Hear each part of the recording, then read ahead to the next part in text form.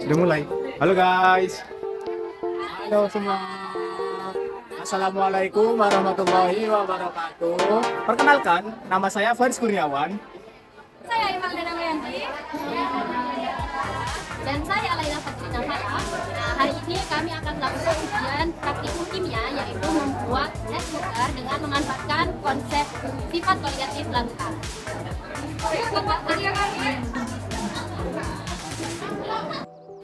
Hai guys, jadi judul praktikum kali ini yaitu membuat es butter menggunakan konsep sifat koligatif larutan. Tujuannya mengaplikasikan ilmu kimia yang berkaitan dengan sifat koligatif larutan, yaitu penurunan titik buku larutan, serta penerapannya dalam kehidupan sehari-hari, salah satunya pembuatan es butter. Halo guys. Oke, jadi di sini kita sebelum melakukan praktikum, kita harus mengetahui dasar teorinya. Apa itu dasar teorinya? Nah, dasar teori ini kita akan menggunakan yang namanya konsep sifat koligatif larutan, yaitu ya melakukan penurunan titik beku larutan. Jadi sebelum kita lanjut, kita akan bertanya-tanya, apa itu es krim sih? Es krim itu yaitu makanan yang bergizi dan disukai oleh banyak kalangan masyarakat karena kaya akan nutrisi. Nah, sebelum kita mengetahui gimana caranya sifat koligatif ini larutan bekerja, yang pertama itu kita siapkan adonan yang sudah diisi oleh susu. Susu yang kaya akan nutrisi tersebut, yang kita akan sebut adonan, kita taruh di tengah-tengah baskom. Nah, kita kasih es batu di sekitar. Supaya apa? Fungsi es batu tersebut untuk melakukan pembekuan terhadap adonan tersebut. Nah, karena kita berada di suhu luar ruang, kita akan menambahkan garam kasar. Nah, garam kasar ini berfungsi untuk melakukan penurunan titik beku terhadap es batu tersebut. Nah, supaya es batu tersebut tidak mudah mencair dan melakukan pembekuan maksimal kepada adonan tersebut. Nah, jadi guys, begitu cara sifat koligatif larutan itu bekerja. Nah, sebelum kita melanjutkan ke video tersebut, kita harus pahami dulu dasar teori ini. Nah, jadi kita akan lanjut dan simak video praktikum kita. Check it out. Oke, sebelum kita melakukan praktikum untuk membuat es butter ini, yang pertama itu kita harus siapkan alat dan bahannya. Ada apa aja nih, Riz? Yang pertama ada kaleng untuk menganjurkan es batu, dan yang kedua ada kaleng untuk tempat wadah es butternya, dan yang ketiga ada es batu, dan yang keempat ada baskom. Lanjut ya, ada garam kasar, ada susu kefir, ada oreo butter-nya, ada centang sayur untuk mengaduk bumbunya, ada tisu untuk bersih-bersih. Jadi kita setelah pembuatan itu harus bersih dan higienis ya. Kita ada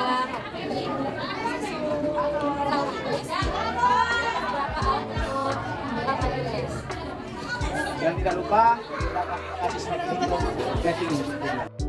Nah, kali ini kita akan sudah masuk ke proses pembuatan. Yang pertama kita harus menyiapkan ini tempatnya dulu ya guys. Jadi es batunya itu harus kalau bisa banyak, jadi menutupi ininya kalengnya. Nah, yang kedua kita mau masukkan susunya. Setelah dimasukkan gini, kita langsung tutup ya. Ya kan? Udah cukup. Nah, setelah itu kita akan memasukkan garamnya.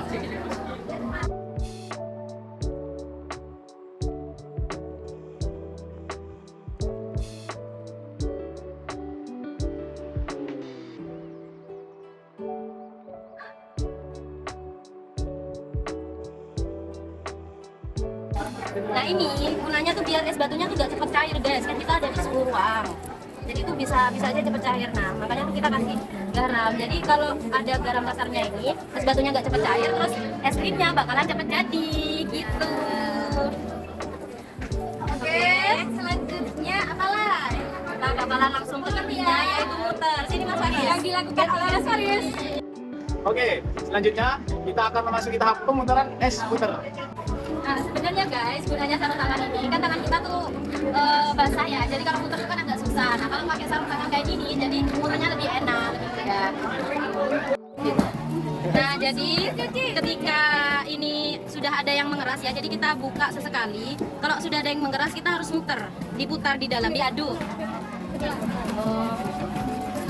Jadi kita harus aduk biar itu teksturnya itu lebih merata, terus lebih halus. Jadi nggak kayak es yang kasar gitu guys. Tisu. Nah ini guys, sudah halus sekali. Sabar. Oke. Oh, kalau sudah jadi langsung kumpulin.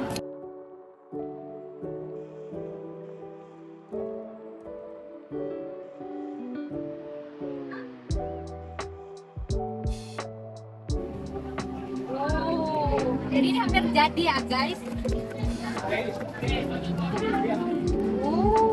Halus banget.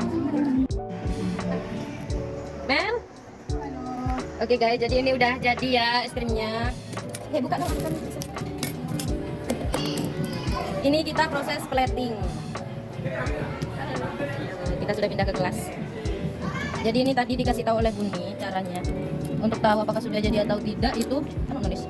Nah, ini Sama aja Tanis. Ya. kalau diginikan itu belum jahit lagi ini tidak langsung. Tidak, bukan yang besar. Jadi ini Ada yang besar. ini sudah bagus sudah. Oke guys, jadi sudah jadi nih es krimnya. Coba kita lihat di kamera. Nah, kita sudah selesai plating. Kita lihat. Cantik banget. Oke, sekarang kita ayo datang ke kantor untuk memberitahu hasil kita ke jurinya. Oke, ayo. Assalamualaikum.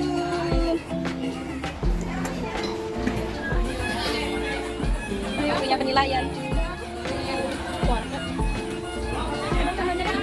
Ini loh. Iya, susu kental manis. Ada bu? Nutella. Itu ada lagi ya.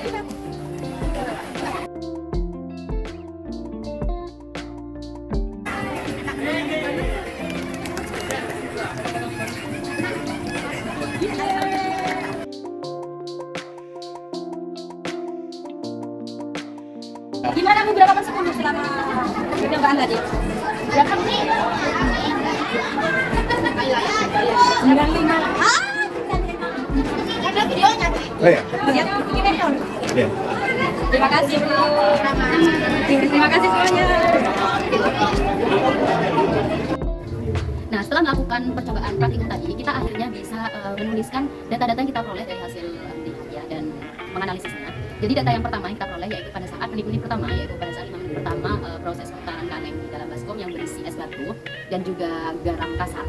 Itu kita bisa melihat di luar kaleng dan juga di luar baskom itu sudah muncul kristal-kristal es batu. Di sekitar situ udah mulai muncul. Nah, setelah itu kita coba putar kembali. Nah, di sekitar 10 menit pertama, 10 menit sampai 15 menit pertama, akhirnya kita mencoba untuk membuka kalengnya. Nah, kita di dalam kaleng itu adonan susu yang awalnya itu cair sekali, akhirnya ada beberapa yang membeku, yaitu di sekitar dinding-dinding kalengnya. Nah, di sekitar dinding kaleng di dalam itu akhirnya terjadi pembekuan. Tapi yang di tengah-tengah itu tetap cair sekali. Jadi di dinding-dinding dalam dan juga di bawah itu sudah mulai beku, tapi nggak beku banget. Jadi kayak yang dalam itu cair, tapi yang di dinding-dindingnya itu cekep gitu loh. Nah, kayak gitu. Nah, pada saat seperti itu kita harus mengaduknya. Jadi setelah itu kan kita mengaduk itu biar merata. Jadi yang cair itu nggak cuma yang di dinding saja, tapi yang di tengah-tengah yang awalnya cair itu juga diharapkan bisa membeku juga. Nah, setelah kita aduk merata, kita tutup kembali kan ya. Nah, di 10 menit sampai 15 menit pertama itu sebenarnya tidak terjadi begitu banyak es batu yang mencair. Jadi nggak begitu banyak. Nah, itu terjadi karena kita sudah menambahkan banyak garam kasar. Nah, itu berfungsi untuk menurunkan titik beku es batu. Jadi es batu itu yang seharusnya mencair lebih cepat karena ada di suhu ruang. Nah, itu semakin sulit untuk mencair. Nah, oleh karena itu kan tidak begitu banyak yang mencair dari es batu. Nah, kita mencoba memutar kembali. Nah, sekitar pada saat 30 menit pertama itu sudah apabila kita meraba baskom di luar baskom itu sudah ada es batunya. Jadi udah membeku, air yang menempel di baskom itu udah mulai membeku. Jadi yang awalnya kristal es batu itu sudah terbentuk es batunya di bawah itu. Nah, kita coba buka pada saat itu. Nah, di dalam itu terjadi seperti tadi, seperti pada 10 menit pertama, yaitu di dindingnya itu sudah membeku, tapi di tengahnya itu masih tetap cair. Tapi bedanya pada saat 10 menit yang pertama tadi itu, nah yang di tengah itu sudah mulai agak padat. Jadi tidak secair yang tadi, tidak seperti susu cair itu nggak seperti itu. Jadi sudah mulai padat. Jadi itu kemungkinan pada saat yang pertama tadi itu kan sudah ada yang membeku. Nah, itu kan kita hanya aduk itu. Nah, jadi yang tengah itu bukan cair tapi sudah agak padat gitu kan. Terus kita tutup lagi. Nah, kita mencoba mengamati es batunya. Nah, es batunya itu sudah lumayan banyak yang cair. Nah, lagi sekitar pada 1 jam kemudian setelah kita mengaduk terus itu kita buka. Nah, itu sudah mulai beku semua. Jadi yang di dinding-dinding itu sudah beku sekali. Apabila kita perlu itu kasar sekali, sulit sekali. Nah itu menunjukkan bahwa sudah beku. Tapi masalahnya yang di tengah belum beku sekali. Jadi kita harus membutuhkan waktu lagi. Pada saat kita di 1,5 jam itu sudah beku sekali. Nah, pada saat itu es batunya sudah lumayan habis, sudah habis ya. Terus di luar baskom itu sudah beku sekali, sudah banyak es batunya. Jadi baskom itu dikelilingi oleh es batu gitu. Nah jadi kita membutuhkan waktu sekitar 1,5 jam untuk mengaduknya agar bisa beku. Jadi setelah kita melihat data, kita dapat menganalisis data tersebut. Jadi adonan es putar dalam kaleng yang terendam dalam es batu yang diberi garam akan memadat atau mengeras seiring kaleng tersebut itu diputar. Hal ini terjadi karena proses perpindahan kalor dari es putar ke es batu dan garam.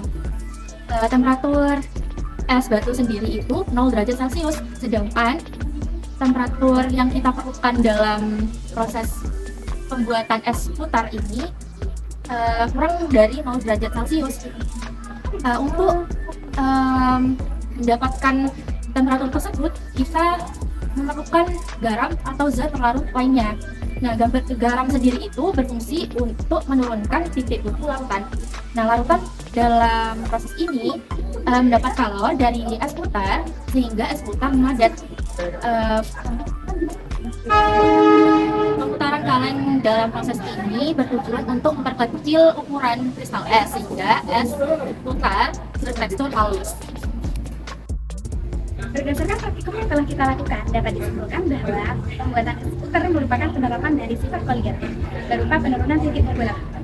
Hal ini dapat dibuktikan dalam proses pembuatan es putar melalui pemberian garam pada es batu yang berfungsi sebagai zat terlarut yang dapat menurunkan titik beku es, sehingga dapat terjadi perpindahan kalor dari adonan es putar ke campuran garam dan es batu.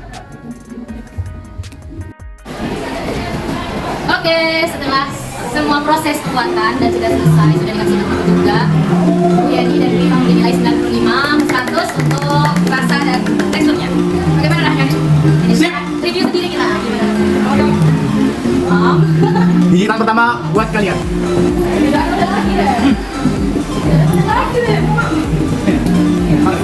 Enak guys. Rasanya ada lembut-lembut kayak wals. Ini lembut banget. Lembut banget. Makanya tadi Wifa bilang, katanya apa? Es krim wals. Iya, ini emang lembut banget. Asli, nggak bohong. Tuh, teksturnya kan. Teksturnya. Jangan sih ada lagi bahaya, oke? Nah, itu tadi yang kalian makan. Aduh. Di sini ada. Oh, itu banyak. Enak. Kang review, asik. Berapa? 100 per 10.000.